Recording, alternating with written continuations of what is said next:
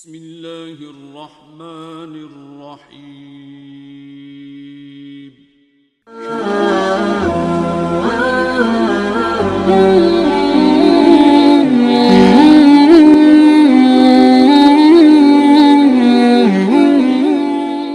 الحمد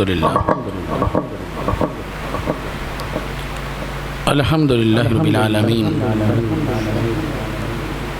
والعاقبة للمتقين والصلاة والسلام على سيد المرسلين وعلى آله وأصحابه أجمعين.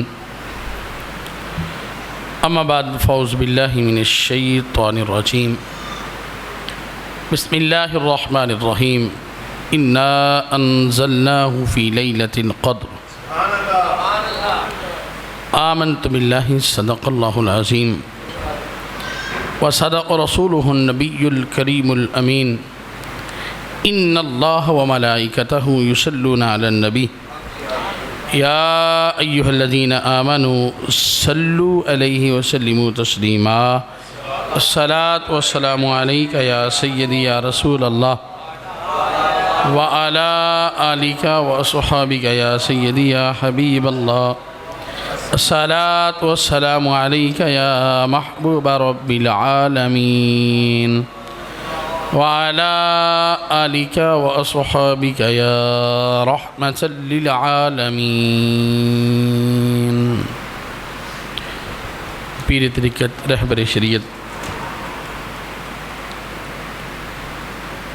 القاری الحافظ پیر برہان ہاشمی صاحب دامت برکاتہم القدسیہ اور معزز و مکرم سامعین کرام، آج جشن میلاد کی دوسری نشست ہے اور موضوع ہے عظمت قرآن اور عظمت صاحب قرآن. ماشاءاللہ بارش ہو رہی ہے اور اس دوران بھی مسجد کا بھر جانا یہ کمال ہے. مسجد ماشاءاللہ اندر سے باہر ساتھی بیٹھے ہوئے ہیں تو یہ پیر صاحب کی خاص نظر ہے. ویسے نہیں لوگ اٹھتے. دروس قرآن 12 روزہ ہوتے ہیں، کسی میں 10 لوگ ہوتے ہیں، کسی میں 20 لوگ ہوتے ہیں. ماشاءاللہ ادھر مسجد بھری ہوئی ہوتی ہے تو کسی کی نظر کے بغیر یہ سب کچھ نہیں ہوتا. تو اللہ تبارک و تعالیٰ آپ سب کو پیر صاحب کو دارین کی سعادت نصیب فرمائے.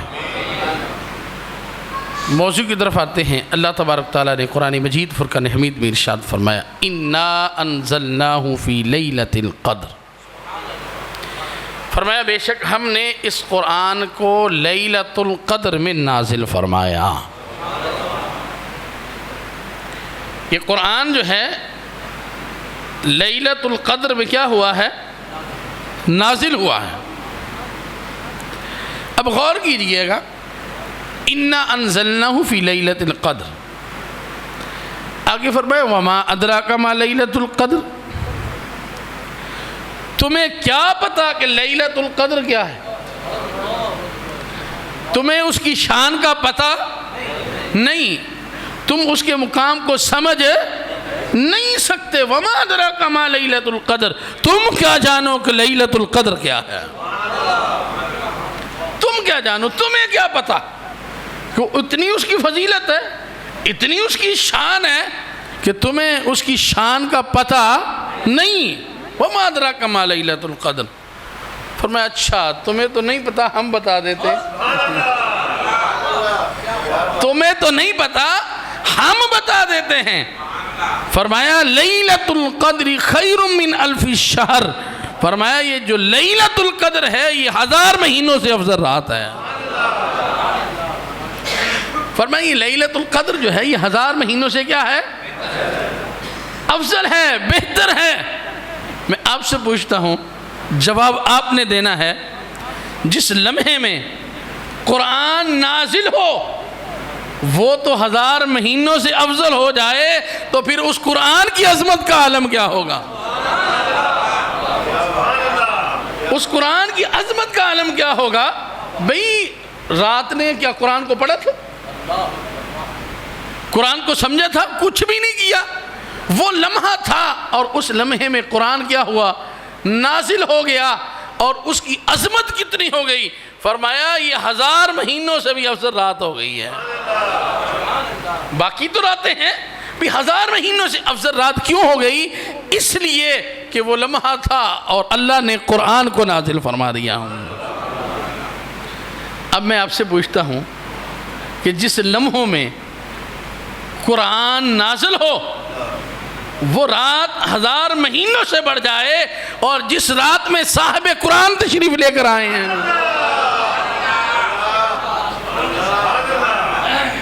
یہ تو وہ رات ہے نا جی. قرآن نازل ہوا، قرآن کا نزول ہوا اس رات.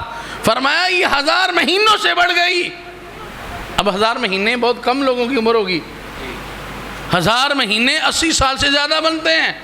بہت کم لوگ ہیں جو 80 سال سے اوپر جا رہے ہیں.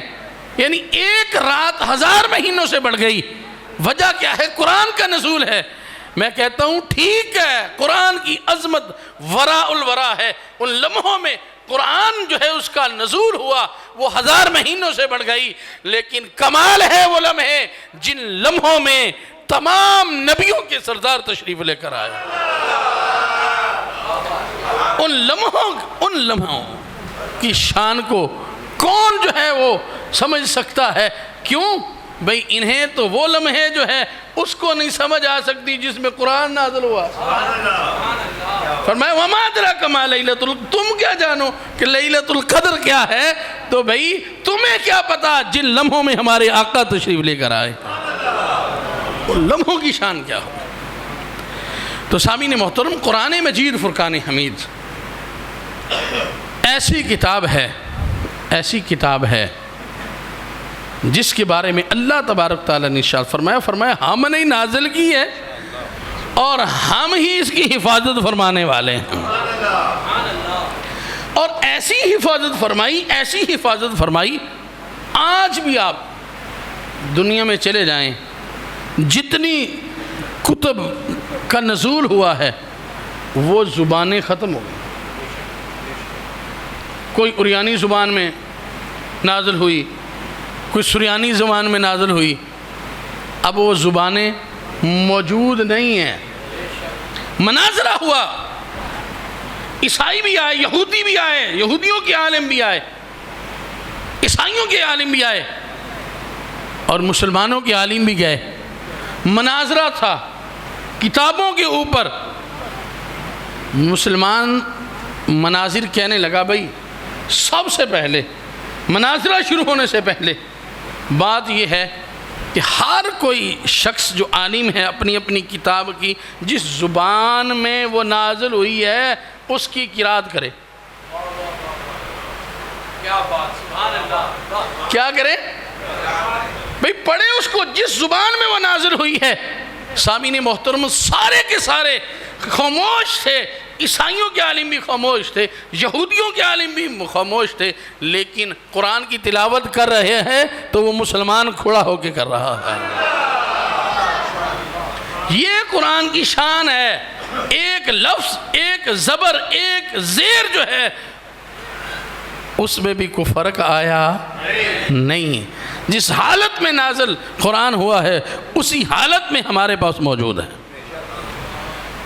اور یہ قرآن ایسی کتاب ہے، اس کا پڑھنا بڑی بات ہے، اس کو سمجھنا اور بڑی بات ہے. میں کہتا ہوں اس سے محبت کرنا بھی بڑی بات ہے. ایسی کتاب ہے اگر کوئی شخص اس سے محبت کرتا ہے اللہ تبارک و تعالیٰ اسے بھی اس کا اجر عطا فرماتا ہے.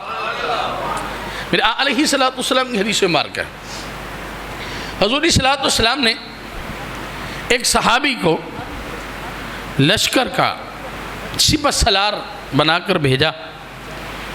وہ چلے گئے، جا کے انہوں نے جنگ کی. دوران جنگ ظاہر ہے امام اس نے بننا تھا، وہ امامت کرواتا، اور جب بھی نماز کا اختتام کرتا تو سورہ اخلاص جو ہے وہ پڑھی جاتی، ان کی عادت تھی. اب ظاہر ہے جتنے بھی لوگ ساتھ گئے وہ سپہ سالار تھا، وہ خاموشی کے ساتھ پیچھے نماز پڑھتے رہے. صحابہ تھے، ہمارے جیسے ہوتے تو امام صاحب کی چھٹی کروا دیتے. ہاں ایسے ہی ہے نا کہ امام صاحب کی ہمیں قرات پسند نہیں آئی، امام صاحب نے یہ مسئلہ کر دیا، امام صاحب نے یہ مسئلہ کر دیا، تو چلو جی امام صاحب کی چھٹی کروا دیں. وہ صحابہ تھے. اب انہیں اعتراض تھا کہ یہ نماز پڑھتے ہیں اور جب بھی اختتام کرتے ہیں نماز کا سورہ اخلاص ہی پڑھتے ہیں. ان کی عادت تھی. لیکن کسی نے کچھ نہیں کہا. وہاں پہ جو ہے وہ لشکر گیا، واپس آیا مدینہ شریف میں. اب صحابہ نے علیہ السلام کی بارگاہ میں عرض کیا، یا رسول اللہ، یا حبیب اللہ، پیارے آقا، آپ نے انہیں سپہ سالار بنا کر بھیجا تھا، یہ جب نماز پڑھاتے تھے سورہ اخلاص ہی پر اختتام کرتے تھے، سورہ اخلاص کو ہی پڑھتے تھے. یا رسول اللہ ان سے پوچھئے گا کیوں پڑھتے تھے. علیہ السلام نے ارشاد فرمایا جاؤ بھی ان سے جا کر پوچھو کیا وجہ تھی کہ وہ ہر نماز جو ہے سورہ اخلاص پر اختتام کرتے تھے. اس کی وجہ کیا تھی؟ جب ان سپہ سالار صحابی سے پوچھا گیا تو انہوں نے کہا بات یہ ہے، سورہ اخلاص ہے اور اس میں اللہ کی صفات ہیں اور میں اللہ کی صفات سے محبت کرتا ہوں. میں اللہ کی صفات سے کیا کرتا ہوں؟ قل هو اللہ احد. اللہ کی صفتیں، وہ واحد ہے، وہ یکتا ہے. اللہ الصمد، وہ بے نیاز ہے. اللہ کی صفتیں ہیں. کہا میں ان صفات سے کیا کرتا ہوں؟ محبت کرتا ہوں. اب حضور علیہ السلام کی بارگاہ میں آ کر بتایا گیا، یا رسول اللہ، یا حبیب اللہ، پیارے آقا، وہ سورہ اخلاص پر جو اختتام کرتے تھے اس کی وجہ یہ تھی کہ وہ کہتے ہیں کہ میں اللہ کی صفات ہے اس کے اندر اور میں ان صفات کے ساتھ محبت کرتا ہوں. تو علیہ السلام نے ارشاد فرمایا جاؤ اسے جا کر بتا دو اگر وہ اللہ کی صفات سے محبت کرتا ہے اللہ اس سے محبت کرتا ہے. فرمایا اللہ اس سے محبت کرتا ہے، جاؤ جا کر اسے بتا دو. بھئی قرآن پڑھنا تو بڑی بات ہے، لیکن اگر کوئی شخص اس قرآن سے محبت کرتا ہے، اس سے محبت کرتا ہے، اللہ تبارک و تعالیٰ اسے بھی اس کا اجر عطا فرماتا ہے. ایک بزرگ کا واقعہ بیان کیا گیا. کہتے ہیں کہ ایک قبر تھی، قبر میں سے خوشبو آتی. لوگوں نے دیکھا، ایک نے دیکھا خوشبو آ رہی ہے، دوسرے نے دیکھا، چار نے دیکھا، تو کثیر لوگ جو ہے وہ جمع ہو گئے. دیکھا قبر سے خوشبو آ رہی. قبر سے کیا آ رہی ہے؟ خوشبو آ رہی. انہوں نے کہا بھی ڈھونڈے بھئی یہ کون شخص ہے. پتہ لگوایا، گئے، اس کی بیوی زندہ تھی. اس سے پوچھا یہ بتا تیرا خاوند کون سا عمل کرتا تھا؟ تیرا خاوند کون سا عمل کرتا تھا؟ اس نے کہا کہ کوئی خاص عمل تو نہیں ہے، نمازی تھا، نماز پڑھتا تھا. ہاں ایک عمل اس کا یہ تھا، وہ قرآن نہیں پڑھا ہوا تھا، لیکن جب نماز فجر پڑھ کے آتا تو اب رواج نہیں ہے، پہلے لوگ نماز فجر کے بعد بیٹھ کے قرآن پڑھا کرتے تھے. اب تو ہمیں بس رات کو لیٹ سونا، اگر فجر پڑھنے کے لیے آ بھی گئے تو ٹھیک ہے، اب فوراً جا کر سو جائے. پہلے نہیں تھا، پہلے لوگ جو ہے وقت پہ سویا کرتے تھے، وقت پہ اٹھتے تھے اور اس کے بعد جو ہے قرآن کی تلاوت کرتے اور پھر جو ہے وہ گھروں کو جایا کرتے تھے. وہ مائی کہنے لگی بھئی وہ قرآن پڑھا ہوا نہیں تھا، لوگ نماز پڑھنے کے بعد قرآن پڑھتے کھول کے، اب وہ قرآن نہیں پڑھا ہوا تھا، وہ گھر واپس آ جاتا اور گھر واپس آ کر وہ قرآن کو کھولتا اور قرآن کو کھولتا جب تو اس کی آنکھوں سے آنسو بہ رہے ہوتے تھے اور رو رہا ہوتا تھا اور قرآن کو چومتا اور چوم کر کہتا یا رب العالمین یا حکم الحاکمین، اے میرے مالک مجھے نہیں پتا یہ کیا لکھا ہے، لیکن جو بھی تو نے لکھا ہے حق کی لکھا ہے، مجھے نہیں پتا کیا لکھا ہے۔ اور اس کی آنکھیں جو ہیں اس سے آنسو بہ رہے ہوتے تھے، رو رہا ہوتا تھا اور ساتھ ساتھ جو ہے وہ کہہ رہا ہوتا تھا مالک مجھے نہیں پتا تو نے کیا لکھا ہے، لیکن جو بھی لکھا ہے کمال ہی لکھا ہے۔ تو کہتے کہ یہ عمل اس کا تھا، اور ہو سکتا ہے اسی عمل کی وجہ سے قرآن سے جو اس کی محبت تھی، جو طلب تھی، اس محبت کی وجہ سے آج اس کی قبر سے خوشبو آتی ہے۔ میں کہتا ہوں قرآن کو پڑھنا تو بڑی بات ہے، اگر کوئی شخص اس قرآن سے محبت کرتا ہے، اس سے پیار کرتا ہے، قرآن اسے بھی اپنا فیض عطا فرماتا ہے، قرآن اسے بھی اپنا فیض عطا فرماتا ہے۔ پڑھنا تو بعد کی بات ہے، اگر کوئی شخص اس سے محبت کرے، لیکن ہماری حالت کیا ہے؟ ہماری حالت کیا ہے؟ آپ گھر میں جائیں، آج قرآن پاک بھی کھولیں گھر میں، اور جو بچوں کی انگلش کی 9th 10th first year second year third year fourth year کی کتاب پڑھی ہوئی ہے اس کو بھی دیکھیں۔ یہ انگلش کی کتاب روزانہ پڑھی جاتی ہے، قرآن تو شاید سال بھی ہو گیا کھلا ہی نہیں ہے۔ یہ محبت کا عالم ہے ہمارا۔ اور بعد گھروں میں جائیں، جا کر دیکھیں، قرآن کو کھولیں تو اندر سے گرد آتی، صرف ہم نے جو ہے وہ الماریوں میں سجا کے قرآن کو رکھا ہے، قرآن کو پڑھتے نہیں۔ آج ہم جو ذلیل و خوار ہو رہے ہیں اس کی وجہ بھی یہی ہے کہ ہم نے قرآن کو پڑھنا چھوڑ دیا۔ بھئی پھر محبت کا ایک ہی، پھر محبت دعویٰ ہم محبت کا کرتے، پھر کون سی محبت؟ اب کمپیریزن کریں، ترجیحات ہماری کیا ہیں؟ کیا واقعتاً ہم قرآن سے محبت کرتے ہیں؟ ایک اور مثال آپ کے سامنے رکھتا ہوں، آپ مجھے بتائیے گا، جب آپ بچے کو قرآن پڑھنے کے لیے بھیجتے ہیں مسجد میں، جس اہتمام کے ساتھ آپ بچہ سکول میں بھیجتے اسی اہتمام کے ساتھ بھیجتے، اسی اہتمام کے ساتھ بھیجتے ہیں۔ بچہ جب مسجد میں آتا ہے تو جیسے اٹھتا ہے ویسے ہی آ جاتا ہے، نہ اس کے جو ہے وہ کپڑے ہم تبدیل کرتے ہیں، جس حالت میں ہے ویسے ہی ٹھیک ہے قرآن ہی پڑھنا ہے۔ اور جب وہ انگلش پڑھنے کے لیے جاتا ہے، میں مخالف نہیں ہوں، پڑھیں، لیکن بابا جی ترجیحات کو سامنے رکھیں۔ یہ قرآن ہے، جب قرآن پڑھنے کے لیے بچہ جائے، اچھا لباس ہو اور پھر خوشبو لگائی ہوئی ہو، اور بچہ جو ہے جا کر جو ہے اہتمام کے ساتھ باپ اسے لے کر جائے اور جا کے قاری صاحب کے پاس جو ہے اس کو بٹھائے، کہے استاد جی اس بچے کو قرآن پڑھا دیں۔ یار کو اہتمام بھی ہونا چاہیے۔ ہم کہتے ہیں دعویٰ قرآن سے محبت کا، اور ترجیحات کوئی اور ہو تو پھر ہمیں غور کرنا چاہیے کیا ہماری محبت قرآن کے ساتھ ہے یا نہیں ہے۔ اس لیے بچوں کو قرآن پڑھائیں اہتمام کے ساتھ۔ آپ جو ہے ایک انگلش استاد پڑھانے کے لیے آتا ہے، آپ اس کو 10,000 دیں اور قاری صاحب کو کہیں 1000 لے لیں اور کہیں کہ ہم جو ہے وہ قرآن سے محبت کرتے ہیں۔ یہ قرآن سے محبت ہے؟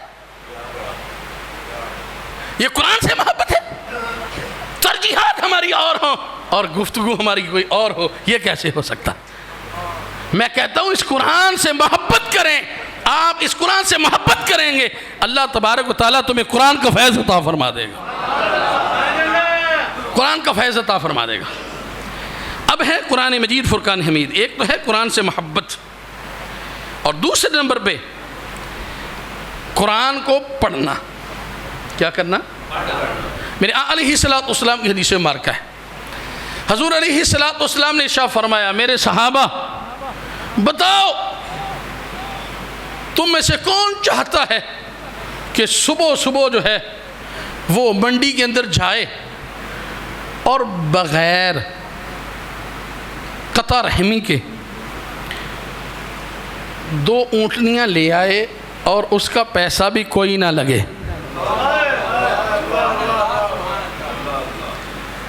بھئی جائے منڈی کے اندر، آپ یہاں سے منڈی کے اندر جاتے ہیں جانور خریدنے کے لیے تو پیسے لگتے ہیں کہ نہیں؟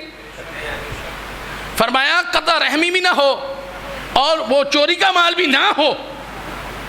بتاؤ بھئی کوئی شخص صبح صبح جائے منڈی کے اندر اور وہاں سے 2 اونٹنیاں لے آئے اور اس کا کوئی پیسہ بھی نہ لگے۔ صحابہ عرض کرنے لگے یا رسول اللہ یا حبیب اللہ، پیارے آقا یہ تو کمال کا سودا ہے، یہ تو ہر کوئی چاہتا ہے۔ کس کا؟ آپ جتنے لوگ بیٹھے ہیں آپ سے یہ کہہ دیا جائے کہ یہ منڈی کے اندر جو ہے 2 اونٹنیاں آپ کو فری ملیں گی تو کون بندہ ہے جو یہاں رہے؟ کہ سارے کے سارے اٹھ کر بھاگ جائیں گے، کہیں گے بھئی 2 اونٹنیاں مل رہی ہیں۔ تو علیہ السلام نے صحابہ سے فرمایا صحابہ بتاؤ، تو کہا حضور ہم تو سارے ہی چاہتے ہیں۔ میرے علیہ السلام نے ارشاد فرمایا پھر صبح اٹھا کرو، فجر کے بعد 2 آیتیں پڑھ لیا کرو یا 2 آیتیں پڑھا دیا کرو۔ اللہ تبارک و تعالیٰ اللہ اکبر،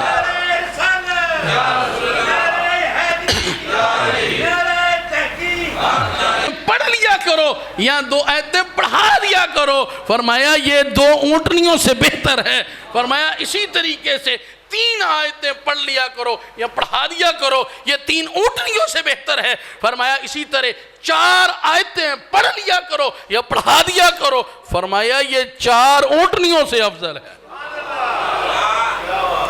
4 اونٹنیوں سے افضل ہے۔ کیا کیا آپ نے فجر کی نماز پڑھنے کے بعد 2 آیتیں قرآن کی پڑھ لی۔ یہ ایسے ہی ہے جیسے آپ نے 2 اونٹنیاں اللہ کی راہ میں خیرات کر دی ہیں۔ 2 اونٹنیاں، یہ قرآن مجید فرقان حمید کی، اس کو پڑھنے کی فضیلت ہے۔ جون سا بندہ اس کو پڑھتا ہے، میرے علیہ السلام کی حدیث مبارکہ ہے۔ اب ہے آپ یہ قرآن خود پڑھتے ہیں، اس کی فضیلت ہے، اور یہ بھی فضیلت ہے کہ آپ اپنی اولاد کو قرآن پڑھا دیں۔ کیا پڑھا دیں؟ قرآن پاک پڑھا دیں۔ میرے علیہ السلام کی حدیث مبارکہ حضور صلی اللہ علیہ وسلم نے ارشاد فرمایا جس باپ نے اپنے بچے کو ناظرہ قرآن پڑھایا، توجہ نہیں ماری ہوتی، بابے ہو جاتے ہیں، سفید ریش آ جاتی ہے، قرآن صحیح پڑھنا نہیں، انگلش فر بولتے ہیں، قرآن نہیں آتا۔ یار غور کرو اس، یہ علیہ السلام کا سب سے بڑا معجزہ قرآن ہے، سب سے بڑا معجزہ قرآن ہے، اور اسی حالت میں ہمارے پاس موجود ہے، اور ہماری توجہ نہیں، ہماری توجہ نہیں۔ میرے علیہ السلام نے ارشاد فرمایا جس باپ نے اپنے بچے کو ناظرہ قرآن پڑھایا، فرمایا اللہ تبارک و تعالیٰ اس کے اگلے اور پچھلے سارے گناہوں کو معاف فرما دیتا۔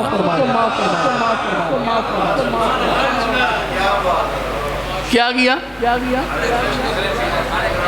اگلے پچھلے سارے گناہ معاف ہو جاتے ہیں باپ کے، جس باپ نے اپنے بچے کو ناظرہ قرآن پڑھایا، ناظرہ، صرف ناظرہ۔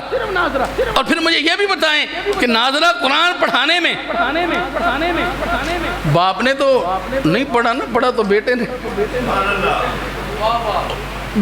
پڑھا ہے، لیکن اس نے کیا کیا؟ اس نے صبح اس کو اٹھایا، استاد کے پاس بھیجا، یہ جو محنت کی ہے اس کا یہ اجر ہے کہ علیہ السلام نے ارشاد فرمایا اللہ تبارک و تعالیٰ اس اگلے اور پچھلے گناہوں کو معاف فرما دیتا ہے۔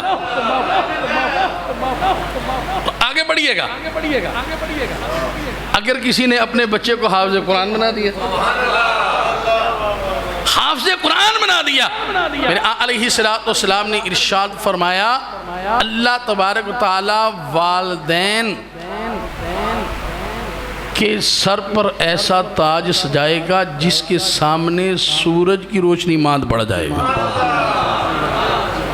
سورج کی کتنی روشنی ہوتی ہے یہ کم ہو جائے گی، اور جو تاج والدین کے سروں کے اوپر ہے اس کی روشنی بڑھ جائے گی۔ علماء یہاں پہ سوال کرتے ہیں، کہتے بات یہ ہے محنت تو بچے نے کی، حفظ اس نے کیا، رٹا وہ لگاتا رہا، منظر اس نے یاد کی، محنت ساری اس نے کی ہے، تاج والدین کے سروں پہ سجایا جا رہا ہے، اس کو کیا ملا؟ تو کہتے ہیں بھائی اسے جو قرآن مل گیا ہے اس سے بڑھ کر کوئی تحفہ ہے ہی نہیں، جو اس کے سینے کے اندر قرآن موجود ہے اس سے بڑھ کر اور کیا تحفہ ہو سکتا ہے؟ اللہ تبارک و تعالیٰ نے اسے قرآن جیسی عظیم کتاب کا تحفہ جو ہے وہ عطا فرما دیا،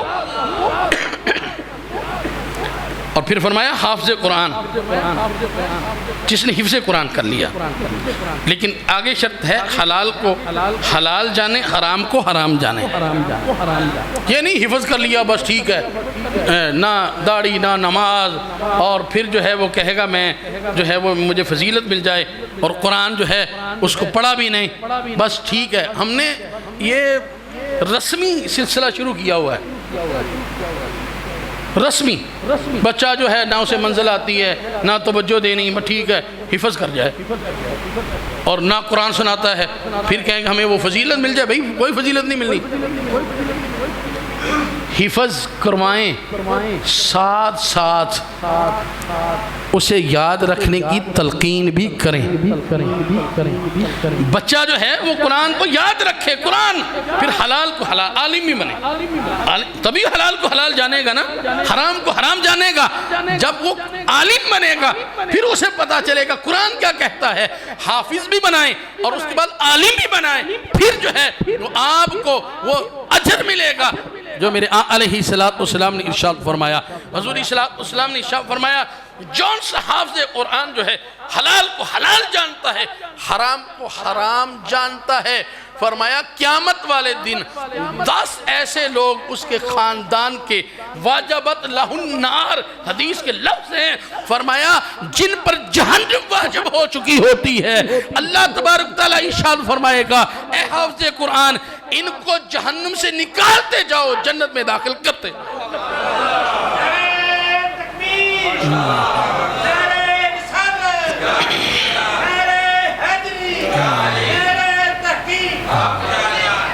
یعنی یہ نہیں کہ گناہگار، حدیث کے لفظ واجبت لہ النار، ایسے گناہ کہ جن کی وجہ سے اس پر جہنم واجب ہو چکی ہوگی، ان کے خاندان کے 10 لوگ، اللہ ارشاد فرمائے گا اے حافظ قرآن ان کو پکڑتا جا، جہنم سے جنت میں داخل کرتا۔ اب حافظ قرآن کو مقام کیا ملے گا؟ علیہ السلام نے ارشاد فرمایا حافظ قرآن سے کہا جائے گا جا بھی قرآن پڑھتا جا، جنت کے درجوں کو بلند کرتا جا، فرمایا جہاں ناس کی سین ہوگی وہاں حافظ قرآن کا مقام۔ تو بھئی قرآن جو ہے اس کی عظمت یہ ہے کہ جون سا شخص جو ہے قرآن سے لگ جاتا ہے، قرآن تو اعلیٰ ہے ہی، اس کی عظمت تو ہے ہی، اللہ تبارک و تعالیٰ اسے بھی عظمت عطا فرما دیتا ہے، اسے بھی شان عطا فرما دیتا ہے۔ کیوں بھئی؟ اس نے قرآن کو حفظ کر لیا، اس نے قرآن کو یاد کر لیا، اس کی نسبت جو ہے وہ قرآن سے ہو گئی۔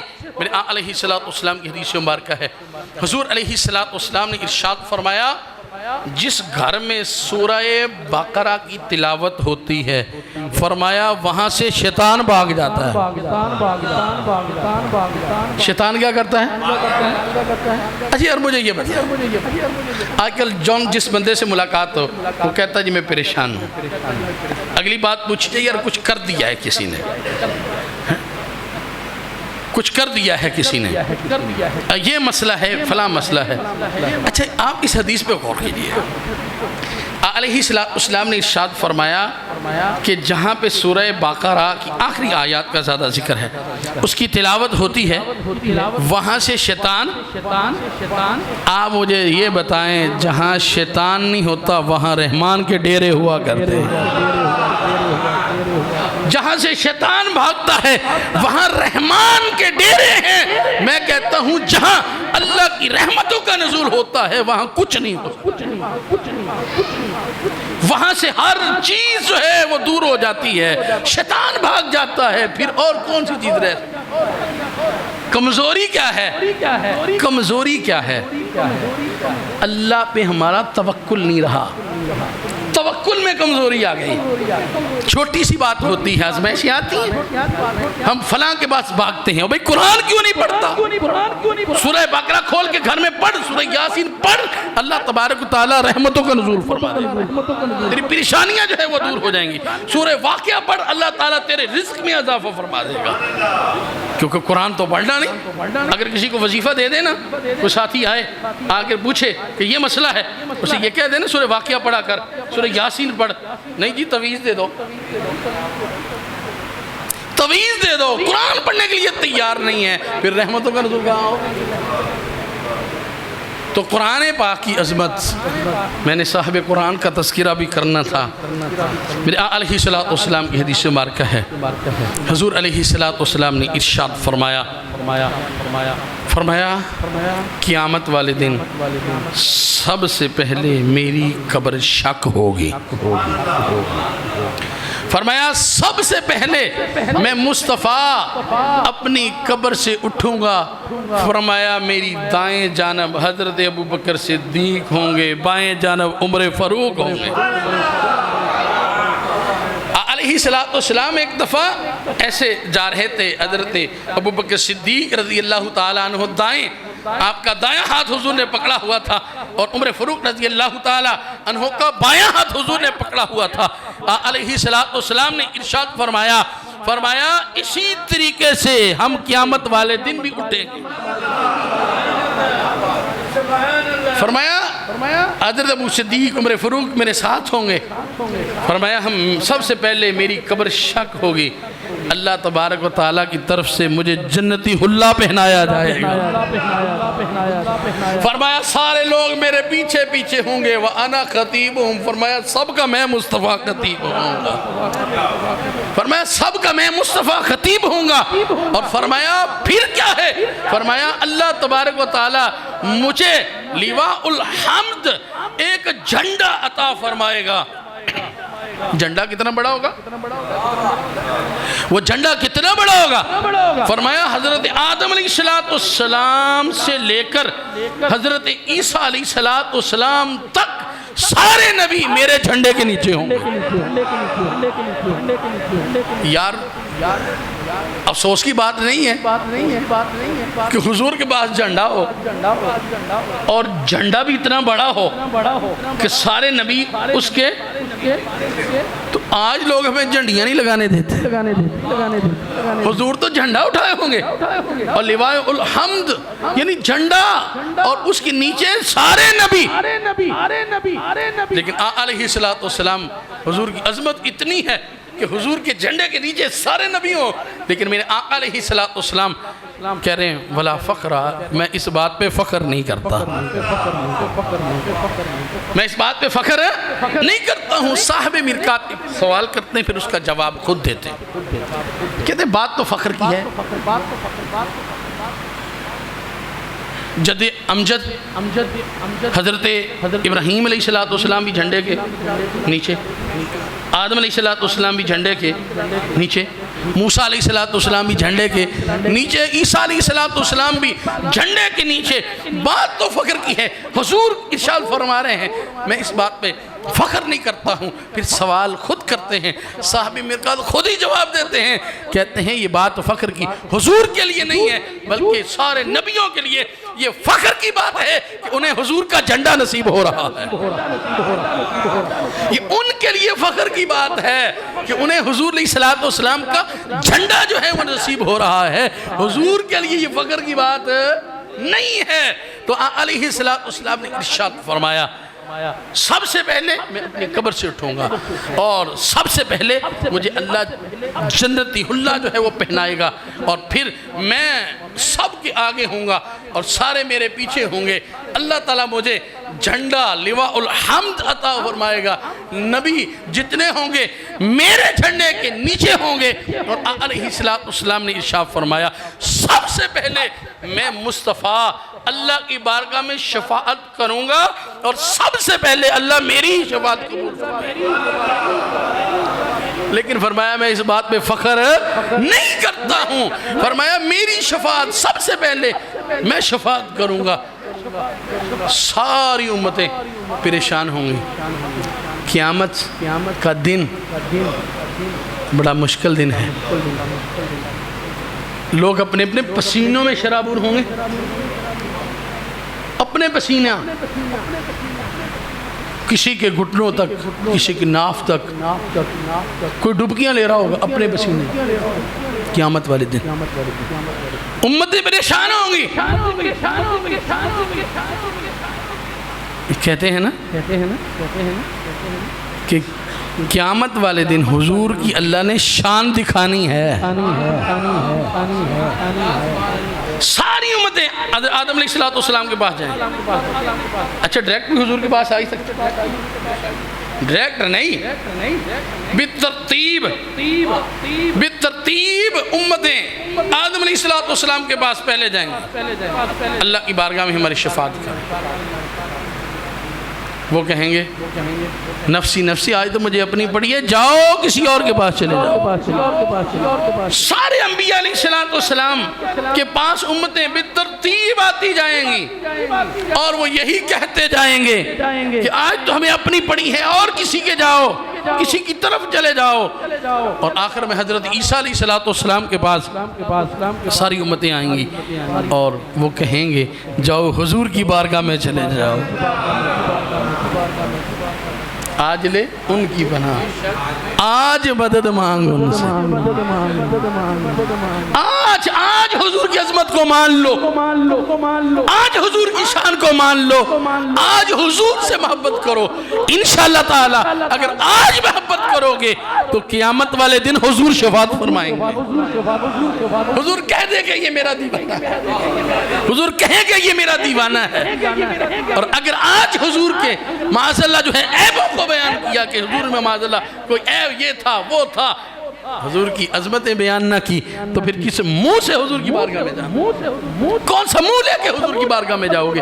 حضرت عیسیٰ علیہ السلام کہیں گے جاؤ حضور کی بارگاہ میں چلے جاؤ، اور میرے آقا علیہ السلام کہیں گے وَأَنَا لَهَا، میری شفاعت تمہارے لیے ہے، وَأَنَا لَهَا، میری شفاعت تمہارے لیے، آؤ میں تمہاری شفاعت کرتا ہوں۔ حضور علیہ السلام نے ارشاد فرمایا سب سے پہلے میں مصطفیٰ شفاعت کروں گا، اور سب سے پہلے اللہ تعالیٰ میری شفاعت کو اپنی بارگاہ میں قبول فرمائے گا، اور فرمایا صرف شفاعت ہی نہیں، سب سے پہلے میں مصطفیٰ جنت کی کنڈی کھٹکھٹاؤں گا، سب سے پہلے میں جنت کی کنڈی کھٹکھٹاؤں گا، اور سب سے پہلے میرے لیے جنت کا دروازہ کھولا جائے گا، اور فرمایا سب سے پہلے میں مصطفیٰ جنت کے اندر داخل ہو جاؤں گا۔ فرمایا یہ شان اللہ تبارک تعالیٰ نے مجھے جو ہے وہ عطا فرمائی ہے۔ تو حضور علیہ السلام کی عظمتیں، شانیں بیان کرتے رہیں، گھڑیاں ختم ہو جائیں گی اور آگ ختم ہو جائیں گے، لیکن میرے آقا کی شانیں ختم نہیں ہو سکتی۔ تو اس لیے یہ ربیع الاول ہے، حضور کی آمد کا مہینہ ہے، حضور علیہ السلام کی عظمت کے ڈنکے بجائیں، حضور کی شانیں بیان کریں، اور ساتھ ساتھ جو حضور قرآن لے کر آئے اس قرآن کو بھی پڑھیں، اس قرآن کو پڑھیں، اس کو سمجھیں۔ ٹائم تھوڑا تھا ورنہ میں نے اس حوالہ سے سمجھنے کے حوالہ سے بھی گفتگو کرنی تھی، سے تھوڑا تھوڑا کوشش کیا کہ چلیں کچھ احادیث آپ کی گوش گزار کی ہیں. اللہ تبارک تعالیٰ کی بارگاہ میں دعا ہے اللہ تبارک و تعالیٰ یہ جو سلسلہ ہے اللہ تبارک تعالیٰ اسے مزید ترقیاں عطا فرمائے. اللہ تبارک و تعالیٰ ہمارے سینوں میں قرآن کی محبت کو گامزن فرمائے اور ہمارے سینوں میں صاحب قرآن کی محبت کو گامزن فرمائے اور علیہ الصلوۃ والسلام کی اس آمد کے مہینے میں ہمیں خوب جشن منانے کی توفیق عطا فرمائے. وما علیہ الا البلاغ المبین.